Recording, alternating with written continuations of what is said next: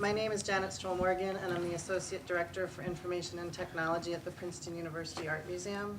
I'd like to thank Allegra Burnett, Eric Longo, and Charlotte Sexton for giving us the opportunity to speak with you about strategic planning, which is critical to the success of meeting museum priorities and goals. I'd also like to thank my colleagues, Jeff, Mike, and Bill, for coming together to present our stories. Leo Ballate from SFMOMA sends his regrets as he was unable to make it today.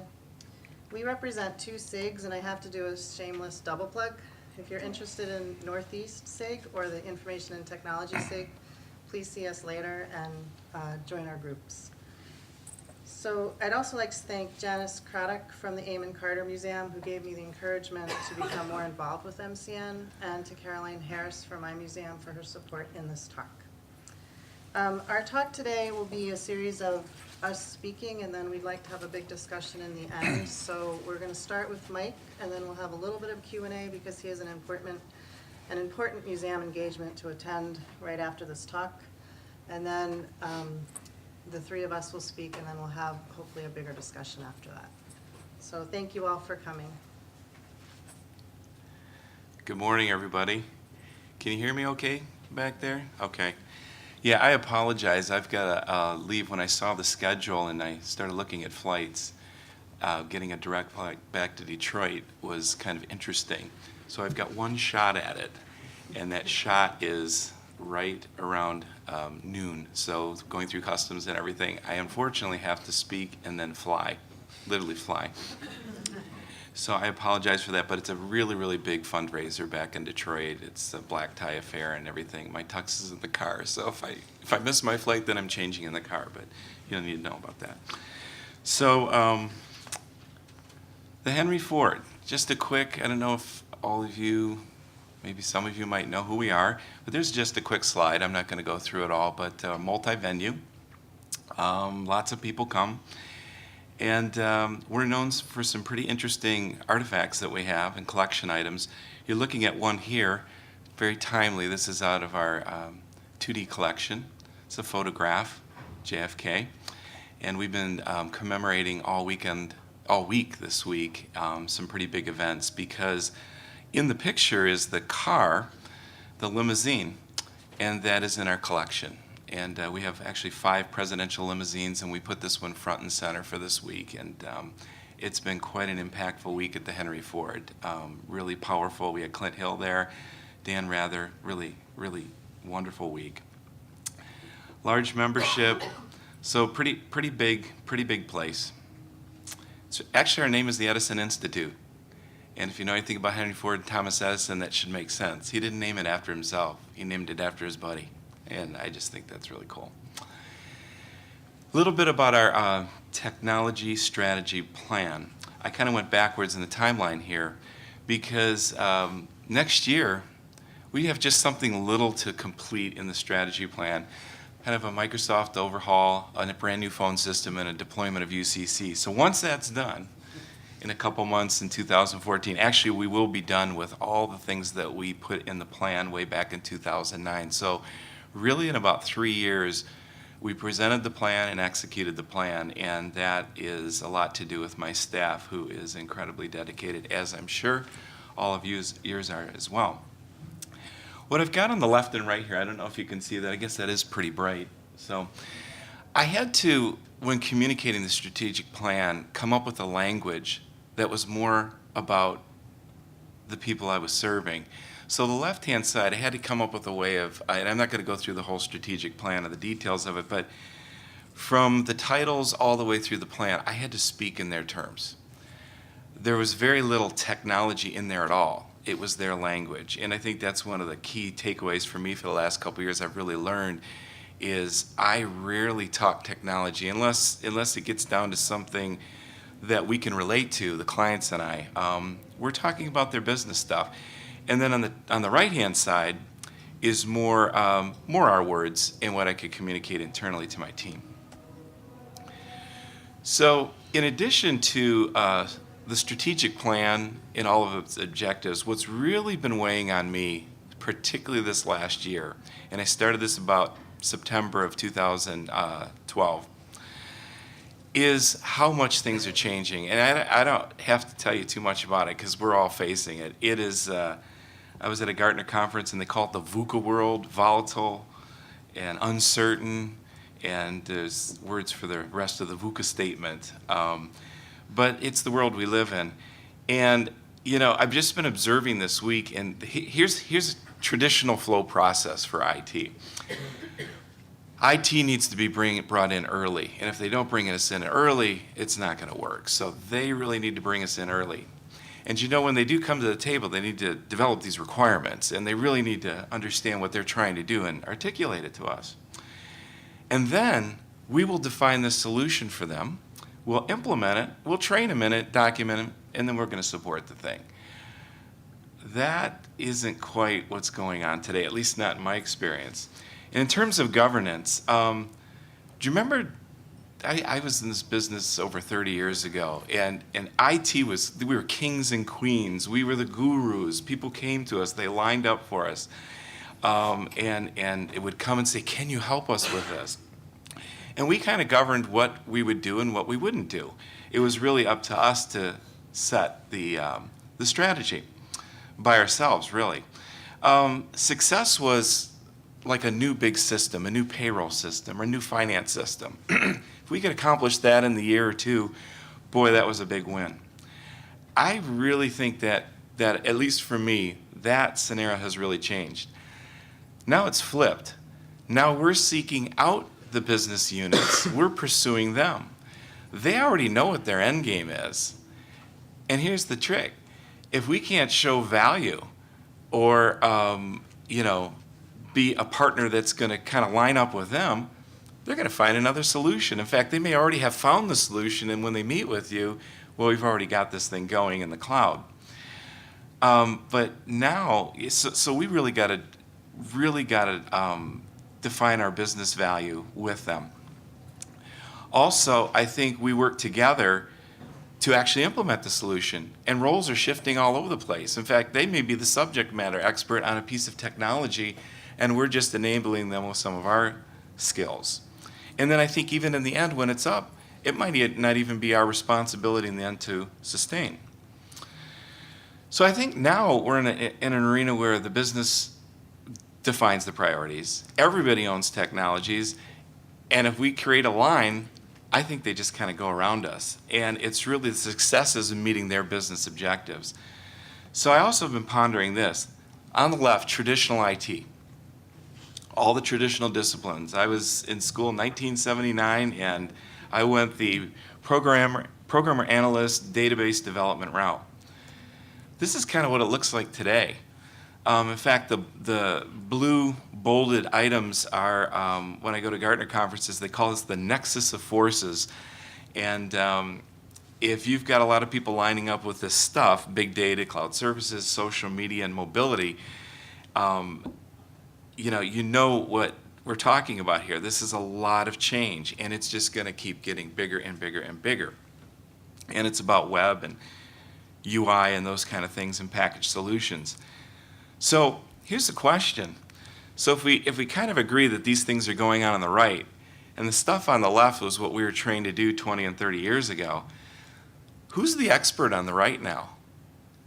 We're no longer the sole experts. We're no longer the sole owners of the technology space. We're sharing in that space. Here's another question. In the stuff in the right, what options do users have for accomplishing these things? If they're the experts and they have direct access to vendors. So it really starts to kind of put question marks in my mind about what is the role of IT into the future. Gartner says that in about 12 years ago, my title won't exist. It'll morph into something else. There won't be CIOs in 12 to 15 years. We'll see if that's true. But I think there's some truth to that, and we already are seeing it inside our own organization. This year, we created a new position called Director of Digital Media and Emerging Media, all the new stuff. That's a peer of mine now. It doesn't report with me, through me. It's a peer function. It's been split. And I think in the future we'll see more of that. Another question I've been pondering is, what's the perception of IT? What do they think of us? If we're honest with ourselves, what would they say of us? So as I've been pondering all this, in addition to the rote strategic plan stuff and defining goals and business goals, and I did all the stuff years ago, I was on the Henry Ford business strategy team, so I was right there at the table and really dug in and understood the business. So when I put my plan together, it was completely aligned. Did all those rote things. But I got to tell you, this is where I've been spending more of my time in the last 2 years. So in the old days, yeah, Mike was that smart systems guy. He implemented big systems. Man, he's the ultimate tech guy. He really knows this tech stuff. That's not how I want to define myself anymore. If I can't show that I'm a great partner with them in executing their business vision, it's just not working. So I've got a slide here. It's just kind of a fun slide. So think about perception of the user community of you. What do they see? Are you the Geek Squad? Are you the service organization, the help desk that's just waiting there with help desk tickets to consume? Is that how you're perceived? Because that doesn't look very strategic. Are you a data center person? You're in some closet or room somewhere, and yeah, you're a tech person, but really, they don't really care what's going on in that room. They really, really don't. It does not matter to them. Or are you traffic cop, mall cop? Are you the no person? Are you perceived as that person that's a barrier? I had marketing after working with them 4 years ago. She was negotiating in tongue-in-cheek with me. She says, Mike, you're being a wedge. I go, come on, Carol, a wedge? Really? So, and I don't think that's the way she really perceives me. She was playing a little bit, but maybe she does. Are you a brick wall? Is this the way the users see it? They're trying to get something done, and you're just in the way. You know what you can do with walls? You can go over, you can go around, or just kind of go right through them. Do they perceive you as a long list of priorities and things? That isn't a pleasant picture. This one's got like double meanings in here. Because, you know, Pinocchio had a problem. He was a puppet, and then he became a boy, a real boy. But he was perceived to not being very truthful. Maybe that's the perception. Or this is one of my favorites. We love to teach. We love to talk about all the details and the stuff. Do we come across like a professor when they're really not looking for an education lesson? They're just wanting to know, can we partner up? So this picture I found last night, and I think this one, there's a lot of things in here I think that relate to what we're trying to do. This is a relay race, a business relay race. We're partners together. There's a handoff. There's a trust. I wouldn't be on this team, this business team, with this business goal if I couldn't run the race and do my part. So it's much more about what we contribute and what we do together to achieve the goal. It's not about coming to IT. And you know what? God love you if you are in a situation where you do have that kind of governance and authority and support, and the president just, you know, whatever IT says goes. That doesn't exist for me. And I'm thinking maybe not for other people in the room too. So I really like this picture.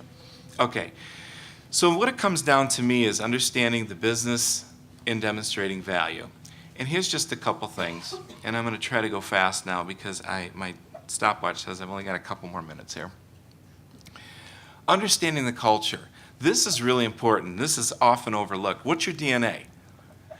Because if you don't understand what's really going on in terms of where the support is, what the organization is, you know what? I'm good in my skin with this one. We're very marketing and brand driven. That's a reality. That's who we are. I've got to be good with that. I've got to get into it. We are not a technology-oriented firm. Now, the strategic plan is laced with technology from top to bottom.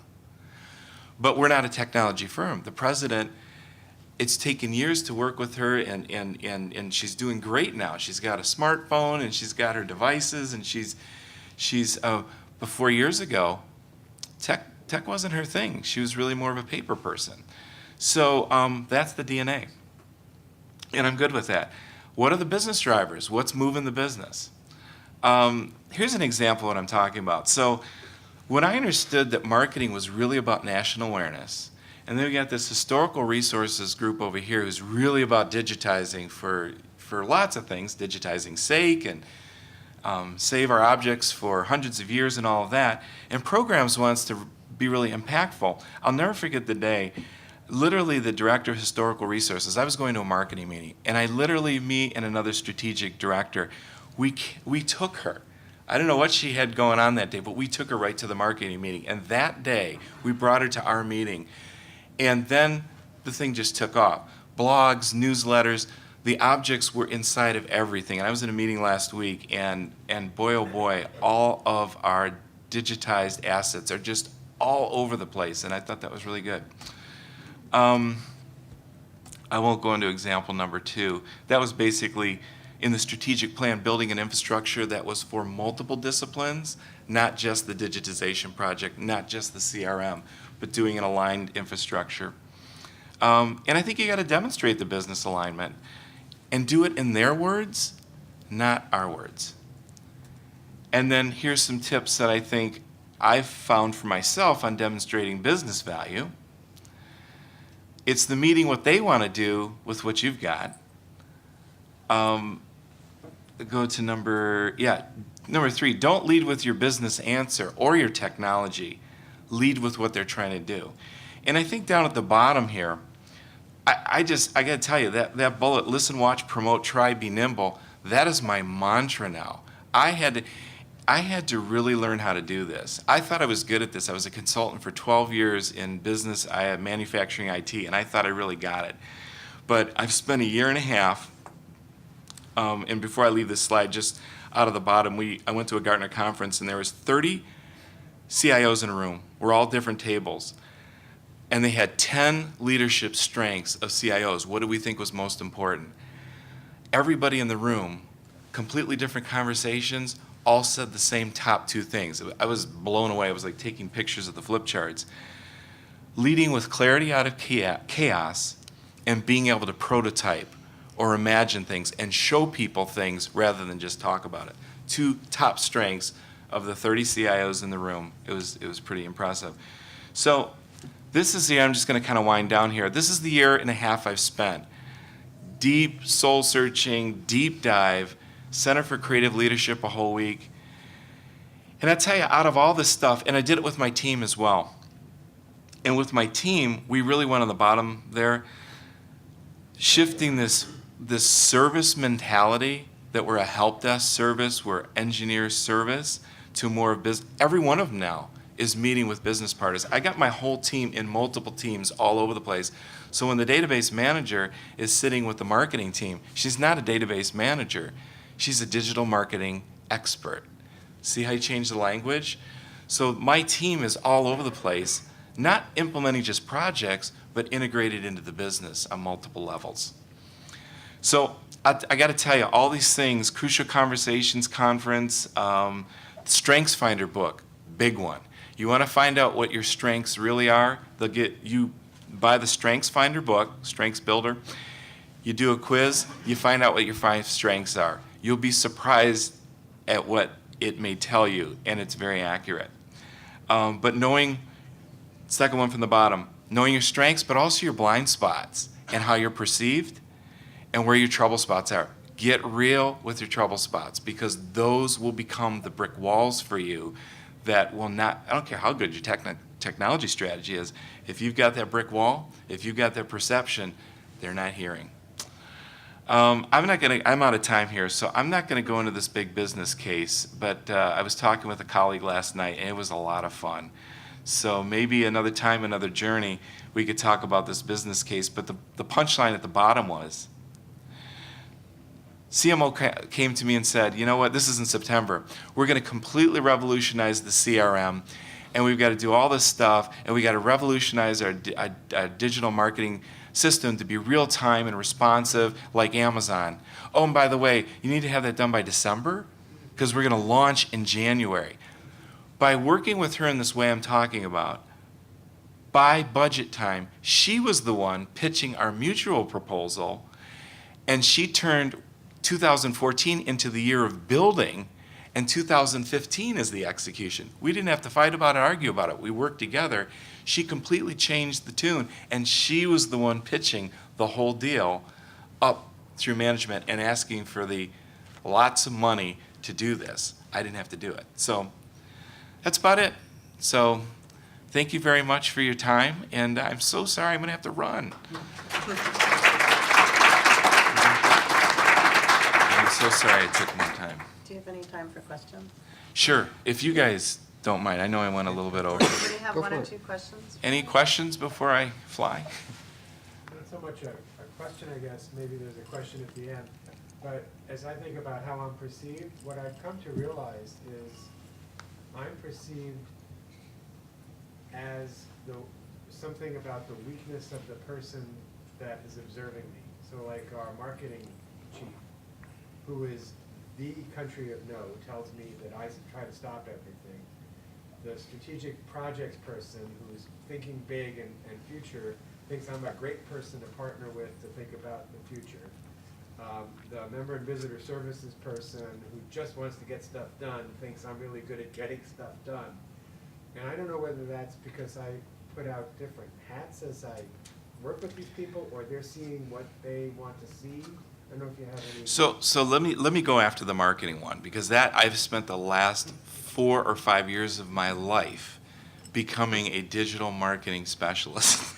Not because I necessarily wanted to, and actually now that I'm done, it's like this is a blast. But I'll tell you what I had to do. We were actually, to be honest, we were known as the gargantuan battle. CMO, CIO, classic. We ended up on the same team, and I made a commitment. I said, this is done. I'm going to partner with this person. So here's what I had to do. I didn't have to bring her to my side. I had to go to her side. I go to marketing conferences. I go to digital marketing beers and wines at a nearby suburb where they have user groups. I am now like, I forget the phrase, I'm like more the rock star there than marketing is. And people, when I show up, because I've shown the interest and really got into their world. That really, really helped. And now I'm perceived as, oh my gosh, we can't do this without Mike. We got to fly Mike to New York to talk to the CRM vendor because we need him. That's a complete different flip from 5 years ago. They didn't want anything to do with me. I had to really come to their side. So I think trying to develop those strategies, but you started with the important thing, which is realizing where the gaps were. Now you got to come up with a personal strategy on each one of them, and it is going to be each one of them. And that's probably where you're going to spend your time, and not in technology at all, really. Does everybody agree with that? You're spending all your time in a relationship these days. Question. It was a cultural shift from the IT people being the helpers to being the partners.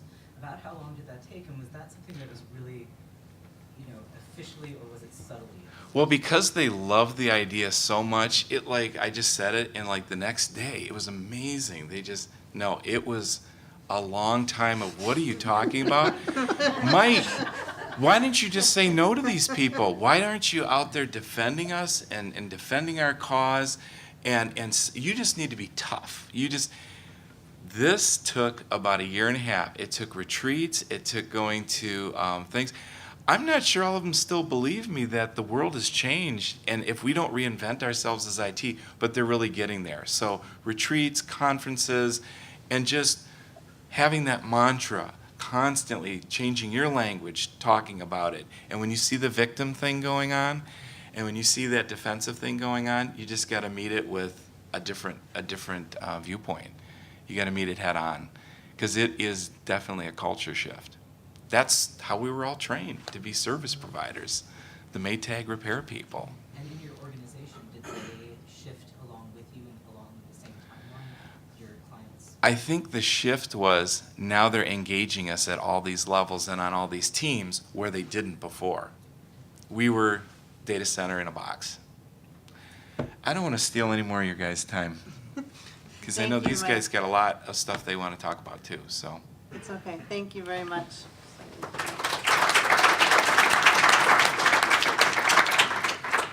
So good morning. My name is Bill Weinstein. I'm the John H. McFadden and Lisa D. Kabnick Director of Information and Interpretive Technologies at the Philadelphia Museum of Art, which everybody's So as part of our new strategic plan, and as part of that, our institution's plan and focus on technology, I inherited a very long and complicated title, which I'm now compelled to say and write anytime that I'm out. And Evan is shaking his head because Evan has one too. And he has to do the same thing. So I'm getting used to it, but I still have to read it. We've just embarked on a new strategic plan at our museum. And over the years, our museum has not been a stranger to strategic planning. At the beginning, in 1998, when I first got there, we started with our first 5-year plan, and we've had 5-year plans subsequent ever since then until this new one. And those plans were very standard museum strategic plans. They were about things that we wanted to do for ourselves. We talked about increasing and updating our collection storage facilities. We talked about creating centralized collections information systems, expanding gallery spaces, increasing endowment. And it was always about maintaining excellence. It was always about, we really knew what we were doing, and we were doing it really well, and we're just going to do some more. And in addition to these plans, the museum has had a facilities master plan going alongside this, which was about extending and fixing our facilities. So we've done a lot of building. We've acquired a new offsite storage facility. We've created new gallery spaces. We've acquired a new building for gallery spaces, building and renovating parking facilities, continued renovating expansion of our main building. And in support of this, my department has had a technology master plan, which was, as Mike was saying, all about the data center. So it's all about building infrastructure, all about implementing systems, virtualizing servers, creating storage, doing all these sorts of things in support of these things. All standard stuff, all stuff that we know how to do, everything that, so we were maintaining our excellence as well. All the stuff that IT is very comfortable doing, all done. And then we had a new plan. So in 2012, the museum began a new planning process. And from the beginning, we were told that we weren't maintaining excellence anymore. And in fact, we were not allowed to put in things about expanding storage facilities and adding collections information. We weren't allowed to write into that plan any of those things that we did. We were told that those things just happen. Those things are part of what we do. That's our business as usual. Those things are not strategic. So 15 years of strategic plans that identified those as strategic initiatives were out they went.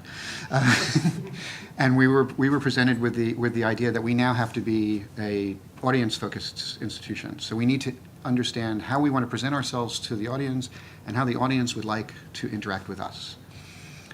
Completely different change in paradigm. We spent probably 2 years in meetings and in discussions about this and hatched a new strategic plan. This plan, although it surrounds these 4 areas, so engaging audiences, enhancing the visitor experience, activating our collections, and strengthening our commitment to community.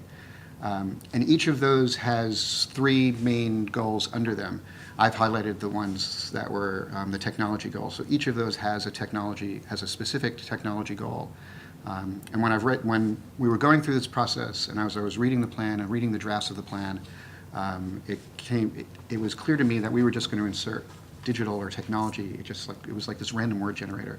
Every time somebody wrote a sentence, it was like, well, technology and digital. And so almost anything that we did was going to have a digital or a technology component, which was great. So the idea of bringing technology into the center of what we did was great. For us, being a traditional IT shop, it was pretty scary.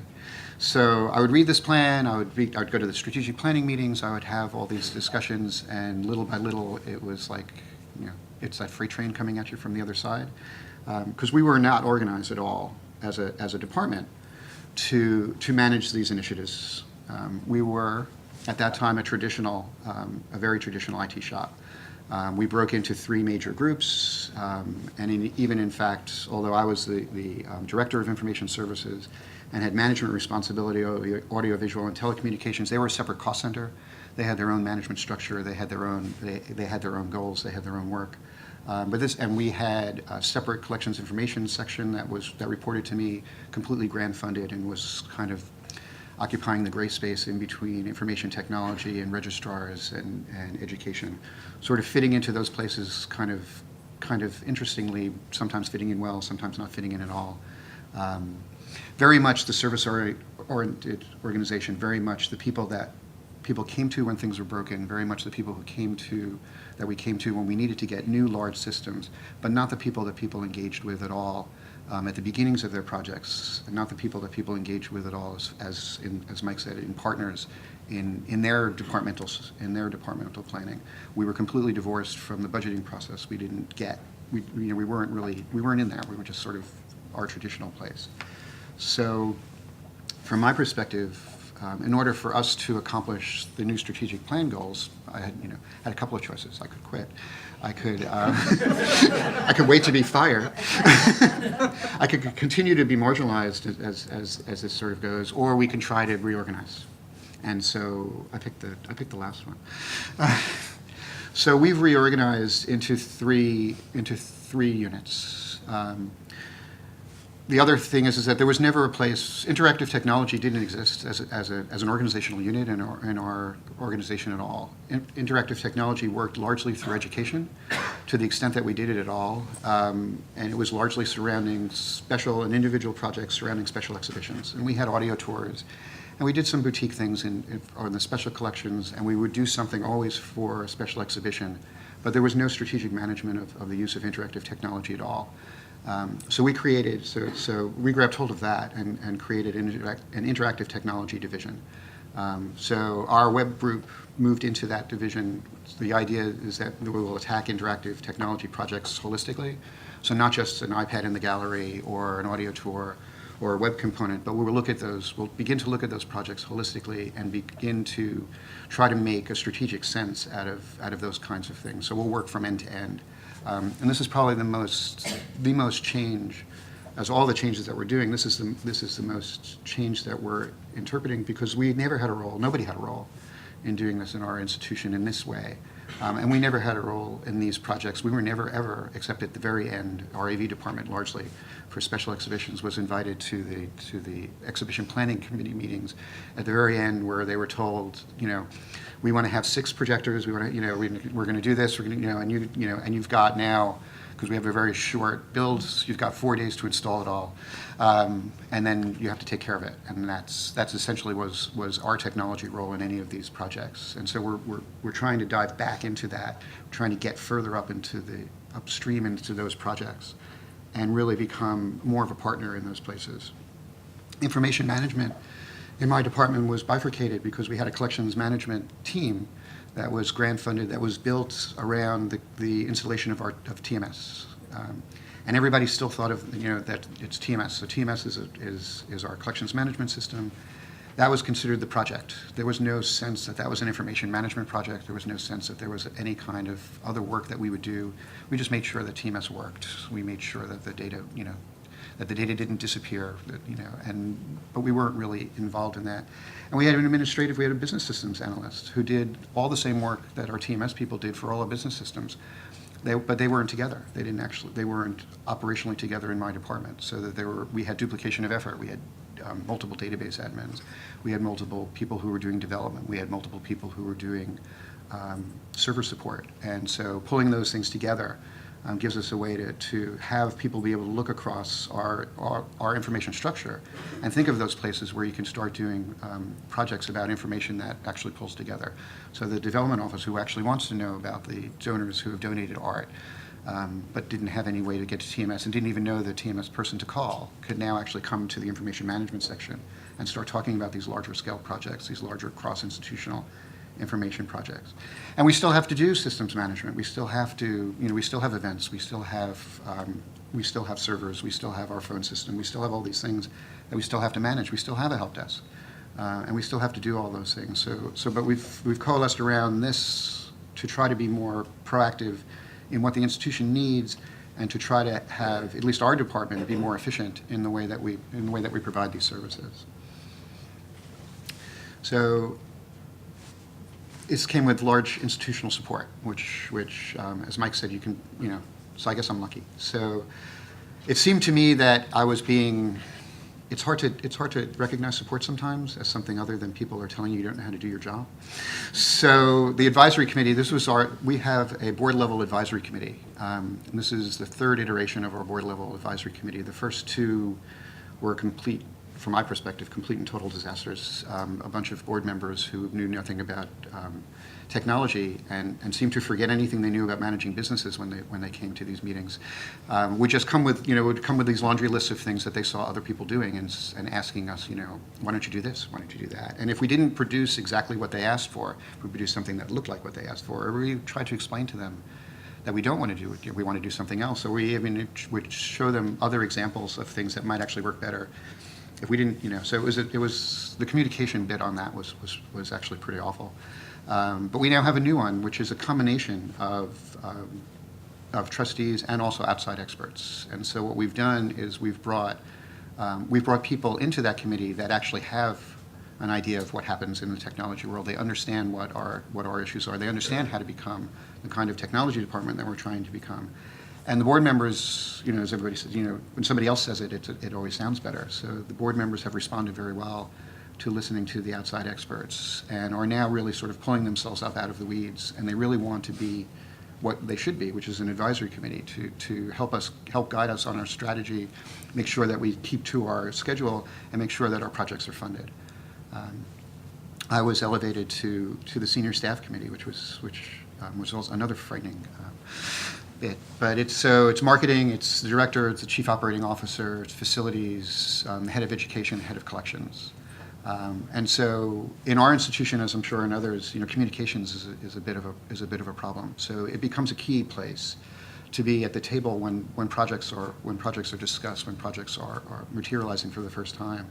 And it gives me a chance, which I sometimes don't take very well, to be the advocate of our perspective and to be the person that can help guide the idea that technology is going to permeate all these sorts of things, but how that would actually work.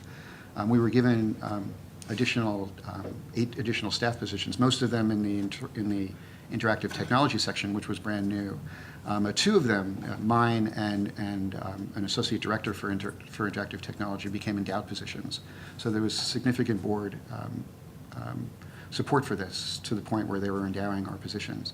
And because we're expensive and everybody's finally realized that doing these things are expensive, we've become a capital campaign priority. Our technology and technology projects are part of the capital campaign case statement. So the hub and spoke idea that has been discussed in a variety of other contexts, and I was thinking about this, and I've been trying to draw. I've drawn this a number of times, and I've been trying to draw it right. And the idea, though, and I don't think I got it yet, because the idea is not that everything revolves around us. Although every time I look at one of these things, that's what it looks like, and so I didn't get it right yet. So, but it isn't that it's not that everything revolves around us. It's that we're a part of everything else. And when I can figure out how to draw that in a better way, I'll fix this slide.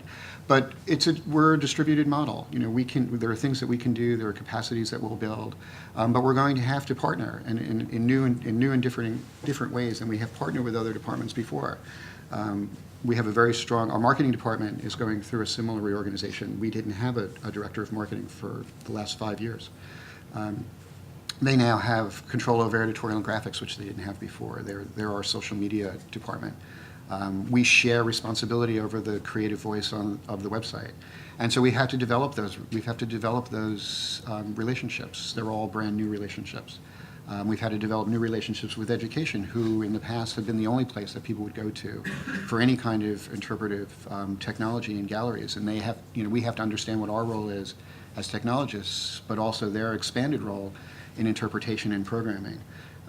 We work with the library and archives. Library and archives is going to do our digital asset management. The library and archives is also taking a more leadership role in the presentation of information, combining information and presenting it to the general public. There's a large-scale project, Evan's here from our library. There's a large-scale project to put the library in the forefront of one of the ways that people will access all of our information: collections information, digital information, exhibition information. And so we're trying to figure out how we work with the library in that regard. We're working, with all of these things. We're working with exhibition design and just, what do these things look like when we put them in there? And then even just getting further back in the process to make sure that when we have decided that we wanted to do something, that we're there at the beginning, not just to say how big the monitor is going to be, but actually what's going to be on it and how we're going to use it. So, It's been a challenging process, and these are my major ones. Communication is basically all of them. Cross-departmental communication, like I said, we have to now go out into other departments. We have to seek out our cohorts in other departments. I have to seek out other directors. I have to talk to people about what we're doing. I have to really find out about what they're doing.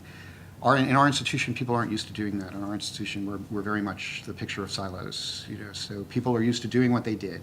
People aren't used to sharing what their strategies are, what their goals are. And especially with us, they're very used to coming to us and just asking us to help them implement the thing that they wanted to do, but very much not used to talking to us about what they wanted to do, what their goals were, what their priorities are, and how we might be able to help, further upstream. And communication is a very difficult thing to do. Certainly, it's not my strength. But it's been something that we've had to do. Department staff communication. We've moved people around. Our audiovisual and telecommunications department doesn't exist anymore. The manager of that department now has a different role. So there's been some significant changes to people's job descriptions. There's been some significant changes to responsibilities. People are getting new responsibilities. People are trying to figure out what they can do, what they need to do with their old ones, whether or not they still need to do them. We've written many job descriptions. We walked through a lot of these processes. So the staff communication is difficult because managing this level of change through the staff, people are nervous. At the end of the day, everybody wants to keep their job, and people are just nervous about how that's going to happen and what these impacts are going to mean to them. And that's so redefining staff responsibilities, teaching people that it's okay for them to grow into something else, teaching people that we're shifting and that that we're taking everybody with us. But you have to, you have to be willing to go, and you have to sort of embrace the idea that your responsibilities are going to change.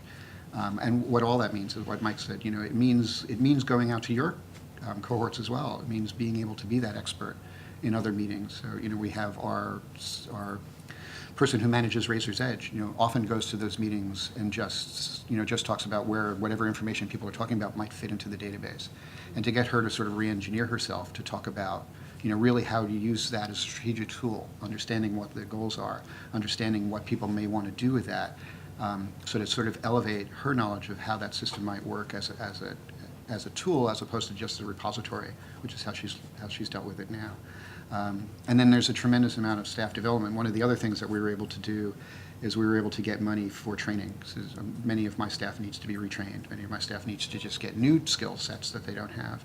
Again, largely in the interactive technology piece, where we're retraining people and hiring new people. But even on across the board, as far as information management goes, there's a lot of new skill sets that people have to get, and we have to be able to invest. It helps people understand that we're not just sort of leaving them behind. We have to help invest in the staff that we have and to get them up to speed. And then the last one, which is probably all of them, is institutional muscle memory. Largely, we're all the same people. We've added staff, we've moved people around, but we've done it largely from people in-house. We've had very few people come from outside. So we're all the same people. Everybody sees us. We're all go to lunch at the same place. Everybody sees us. Everybody recognizes us. And everybody remembers us doing what we always did. And getting the institution, and we're interacting with people whose roles are changing, but we remember them as to how they were. And so this whole idea that everybody's changing, that everybody's roles are changing, and to keep reminding yourself that you're not doing it the same way. Mike's comment about saying no, my responsibility now is not just to make sure that people don't do something that wrecks the data center. I have a different responsibility. I'm not supposed to say no. I'm supposed to try to embrace new initiatives. There's a tremendous number of initiatives that are coming through the pike, and we're supposed to be partners in that. It's a completely different attitude, and every day you have to kind of remind yourself. I used to do this, and I used to say this, but I don't say this anymore. I now do this, and I say that. And it's I catch myself all the time. Originally, calls will come. It's like, no, oh no, wait. And training my staff to do the same thing, to remind themselves that their role has changed. That when people are asking them questions, the old answers aren't the answers that they need to give. They need to come up with different ideas. They need to think about it differently. They need to bring it back to the team when they know that there's somebody else in the team that maybe should have been involved in that, to come back and not just complain, they didn't call so-and-so and they're doing this. No, that's okay. Just come back, tell us, we'll start it, we'll retool and we'll start over. So it's that staff muscle memory piece. That's one of the major challenges that we're facing. And just to say, our strategic plan officially kicked off at the beginning of this fiscal year. The reorganization project started last August, and we're not done. We've not filled all of the positions yet. We have a few open positions still to go. And we're working through this year. Our year this year is going to be finishing our reorganization, creating an overall institutional digital strategy, and starting to find some of the small projects that we can work through with our peer departments to start changing our workflow and start changing our role in that. And that's our first year. And then as we move forward, hopefully through the next 4 years of the plan, we'll be able to actualize most of the promise of what our strategic plan is. That's it.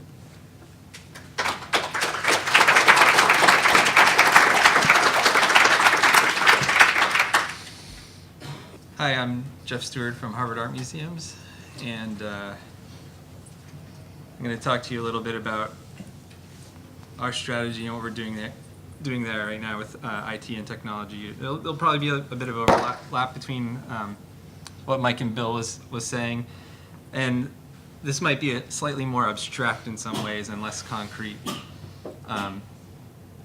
So your mileage may vary, so bear that in mind. Okay, so possibly you might know, just like every other museum, we're building a new building. It's been going on for a long time. We're getting very close to having a new building. But one of the exciting things is right now, in some ways, because of this, we don't really exist. So getting rid of our physical existence has given us a lot of time to think about how museums operate. And I've been particularly thinking about how IT operates and what IT means for the art museums. So bear with me. I'm going to show you some random slides here that may or may not make sense. They make sense to me in my head. I've been spending a lot of time in my head thinking about IT and not necessarily physically implementing things. So hopefully it'll make sense. My perspective is from a small museum with a large collection. So we're about 250,000 works of art. And we're also wrapped in a super large university. And we're a teaching museum at a major university. We teach future museum professionals how to be museum professionals, and whatever that means these days. We teach with objects. We have a very ambitious program in our Art Studies Center that's governed by our Collections Management Department and through our Division of Academic and Public Programs. And at the heart of that is the idea to give students, faculty, scholars, and the public access to our entire collection, whether it's in the galleries, our study center facility, online, etc. Last year I was here at MCN talking about tending to the effects of changing technology in museums, and this is sort of a continuation of that and just some musings on IT.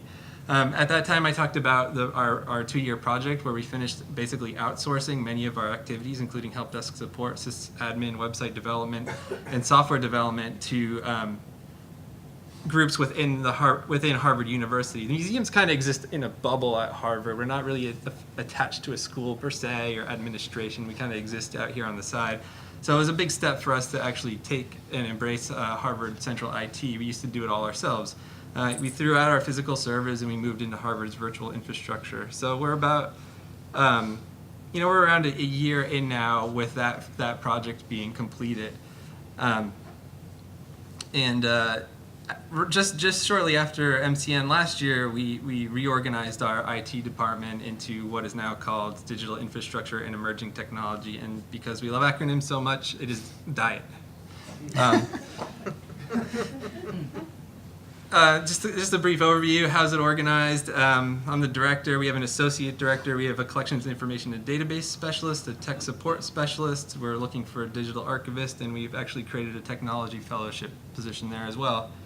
And just in general, our mission there is to do good things with interesting data, or to put it in a different way, we're here to make sure the ones and zeros are flowing, to make sure every datum has a happy life from beginning to end and does the most meaningful work for the institution. Through technology, we make a great art collection accessible to the museum staff, to everyone at Harvard, and to the world. I feel like it's important to just emphasize this bit because we took on writing our own mission statement for our department. We have this great mission statement for our institution about making art available to the world. But within our group, really stepping back and thinking about specifically, like as technologists at the museum, what are we really here to do? And I feel like that was just an important step to just getting people to think of IT as more of an integrated part with the institution as a whole. As I mentioned, about 2 years ago, we decided to get rid of most of our infrastructure and stop taking care of it ourselves because we wanted to take better advantage of what Harvard was already offering. Let's see. So we did that, and then we were left scratching our heads, and the question is, at this point, after hearing Mike and Bill, and I keep thinking to myself, this is kind of ridiculous, but what is our strategy? And we really don't have a strategy. And then my next question in my head is like, well, then how do we actually operate? Because that doesn't really make sense if we don't know sort of what our goals and our aims are and how we're going to achieve them. And at the heart of it, it's largely operating by by intuition, understanding that technology is pervasive and invasive, and we need to be where it is, whatever that means. So very abstract terms. Please continue to bear with me. So we pay attention to everyone and everything that is going on around us. We're putting up a new building, so that's really sort of dictating a lot of what we do. And we need to just figure out how we make this building as awesome as everyone talks it up to be. So sit tight on that one.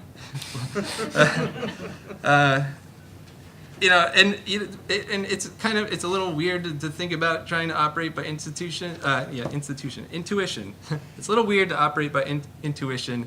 And at the heart of it, you really have to have conviction and believe in your institution and be able to trust your instincts. But it also really does help to be a small institution. And it also really helps to be at a teaching museum where you have a little more leeway. And it also really, really helps if you can push the basic stuff like email, ticketing, and all that stuff out of your mind. And fortunately for me, I could push that off onto my associate director, who does some awesome, work working with Central Hewitt and Harvard IT to make sure that the commodity services we're paying for we actually get, and so on. So, anyway, so how is any of this really possible? Well, yet again, we sort of developed some guiding principles for our department, and I'm just gonna run through the list there. Basically, one of the core things that we do is we manage our collections management database against TMS, like probably a lot of you. But not only do we make sure that the database is running, we actually are the place that governs the rules for cataloging and really works with curatorial to make sure that things are described. That's a really important piece because, in my mind, that the digital collection is as valuable as the physical collection. It's great if you have this 250,000 set of objects, but if you don't know where they are or what they're called, you're starting to lose some of the magic of actually owning and managing that collection. Okay, so the guiding principles really for our department distill down into things like organized data is infinitely malleable. Given the right situation, we could bend the data to our will. There are no dead ends. The museum's data can be connected together endlessly. The museum staff is capable of producing an endless amount of data. Therefore, we can create an endless web of information with endless points of entry for an endless variety of constituencies. And I feel like this hints at what Mike and Bill were saying. It was like, you need to get yourself out there in the other departments. You need to sort of work into the cracks and make yourself known and make your capabilities known and make known that you understand the institution's goals and what the business is about and how you can help connect things together. I feel like that's really at the heart of a lot of what new IT departments need to be and do. And something I already said, digital equivalent or surrogate is as valuable, important, or useful as the real object. We should let computers do as much work for us as possible. We do a lot of stupid things like hand processing data and like, why do we do this stuff anymore? Computers can do all this awesome stuff, but we have people out in our organizations that are doing lots of things by hands on the magnitude of thousands of clicks and things, and it's just dumb, and we should just try to find those people and help them be more efficient so they can move on to really more important things. Technology is awesome and has deep, dark powers, so be careful. And last but not least, this is kind of a new one I'm sort of working on. Don't try to get ahead of the curve, but be ready to adapt to the curve when you run into it. And I feel like this really hints at what I really like to, I've mentioned yesterday and I've mentioned in the past, is like, I feel like we could point back to the time around 2006 when the first iPhone came out. Because I feel like this is a moment when a really, really piece of powerful technology was finally, like this powerful and magical thing finally made it into the hands of just anyone who wanted to throw the money at it. And you know, like museum directors suddenly have these smartphones in their hands 24 hours a day that can do really crazy things, and all of a sudden they're like, hey, technology is pretty cool, and they're suddenly bringing things to you that you're like, oh yeah, I didn't know that. And so, you know, like, they're on the curve, maybe they're ahead of it at times, and you're over here trying to do some like basic infrastructure stuff, and you don't necessarily have time to investigate the cool thing they see. But so be adaptable and open to people bringing you new ideas, and working with them to realize them and make them work.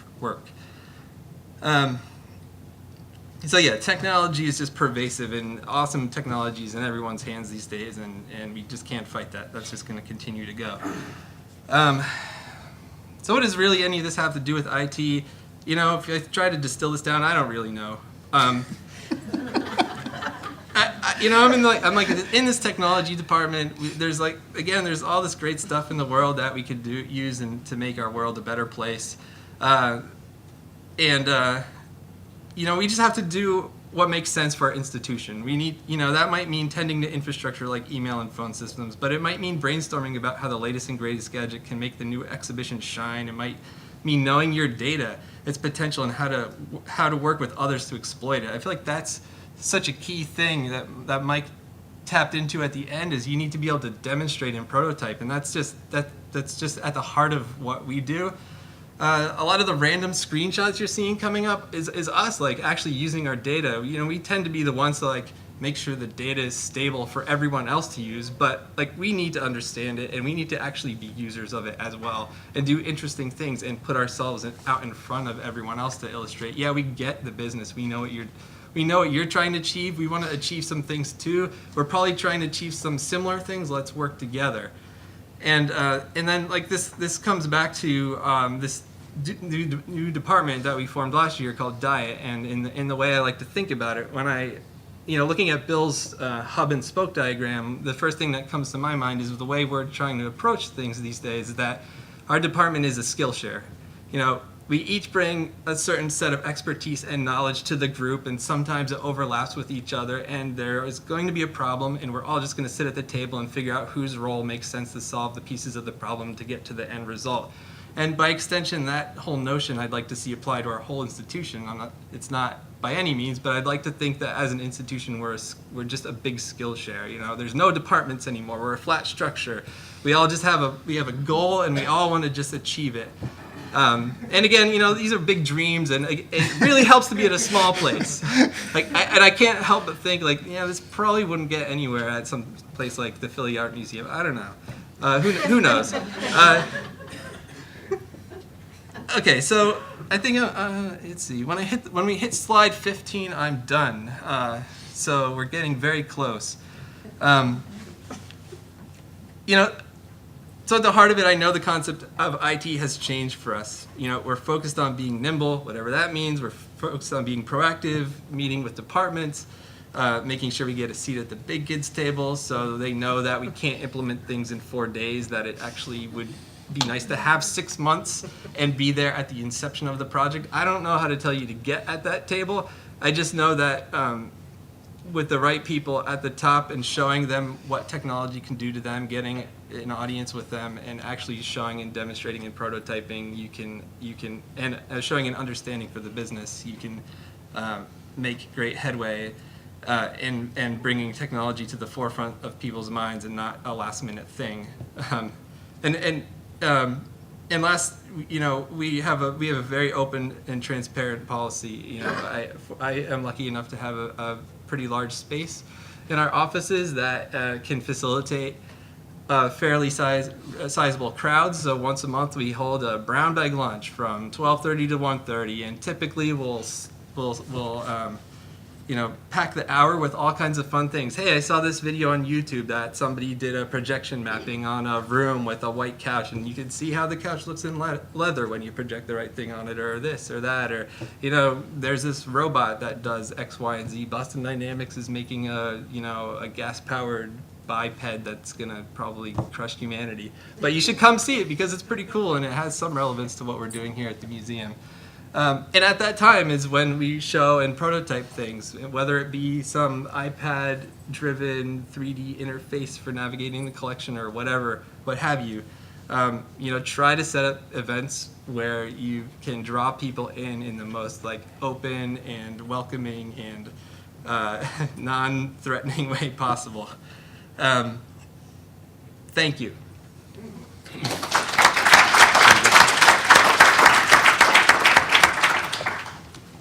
So when I put my slides together, I realized they were all words, and being in an art museum, that was a little dry, so I added in some random pictures. Again, thank you to Jeff and Bill and Mike for speaking together about strategic planning. Princeton University is the fourth oldest university in the United States, and the Art Museum is one of the oldest collecting institutions in the U.S. and is still closely connected to the Department of Art and Archaeology, a fact that will come into this talk later. Our museum is a teaching institute with an encyclopedic collection with an emphasis on the importance of experiencing works of art firsthand. Our new director came to Princeton about 4 years ago. One of his first initiatives was to review our structure and organize it in more efficient and effective ways. An important change to my position was the fact that he added an "and" to my title, to emphasize the importance of information management and the perception that we are not just tech, as something that you've already heard a couple times. So why take the time and effort to do a strategic plan, and why now? Our prior strategic plan ended in 2010. The timing of writing a plan came after a new museum director, the restructure of our museum, and with all of our new university administration in place. We have a new president, a new provost, and a new executive vice president. The good news is that our president was the provost, and he's already in support of our museum. The strategic planning process is allowing us to deeply consider our museum, to scrutinize it from the inside out and the outside in, to state what we are and what we want to be, to set new goals, and to ready ourselves to chart the course for the next 5 years. We began the strategic planning process in February of this year with a series of conversations with our director and our senior management team meetings, and the goal of having a plan in place by the beginning of 2014. A steering committee was formed with representation from all museum constituents. I can't stress enough the importance of getting everybody involved from the beginning, from staff to faculty to advisory members to students. Buy-in needs to start early. Everyone's voice needs to be heard. Communication and transparency is essential, and having representation from all departments within the museum is also critical. We spoke about the process in full museum staff meetings as well as in departmental meetings, so we were very transparent throughout the process. So the steering committee began by considering draft vision and mission statements. A vision statement is our hopes for the future, while a mission statement describes our purpose and what we hope to achieve. And then I actually asked our director if I could show you our drafts, but so this is a draft of our vision statement. We're in the latest part of our strategic planning process. Everybody at the table, I think, is already fully into their strategic plan. And then a draft of our mission statement of what we want to do and our priorities. The steering committee was then divided into 4 working groups focused on 4 different areas. The working groups were charged with performing a SWOT analysis, which gathers data on the museum's current strengths, weaknesses, opportunities, and threats. To me, that sounded very corporate in a museum world, but it seemed to work. They were to invite 3 or 4 additional staff members or museum constituents to their groups, and they used a variety of gathering techniques, including focus groups, survey work, interviews, and the data was consolidated and is informing the writing of the actual plan. Again, I can't say it enough, encourage involvement. We had over 1,600 constituents respond to our methods. Many voices were heard. Key themes emerged. Student and faculty are the core of our mission. We not only need to say we are committed to engaging students with our collections firsthand, we also have to live that commitment. Giving global digital access to the collections emerged as a top priority. The next thing that happened was a statement of core values. that complements the vision and the mission statement. And 6 core values were identified. From these values, strategic objectives are being defined. So what does this all mean to IT? It's come out loud and clear that giving open access to all content, whether it's vetted or not, is a crucial goal. Discussions are beginning to widen within our museum that reach beyond the university to give unrestricted global access. That's something that wasn't happening a couple of years ago. This is good news. What's next? We need to write the plan, we need to obtain buy-in, and then we actually have to do the work to implement the plan. So I'd like to turn this now into, thank you very much, by the way. I'd like to turn this into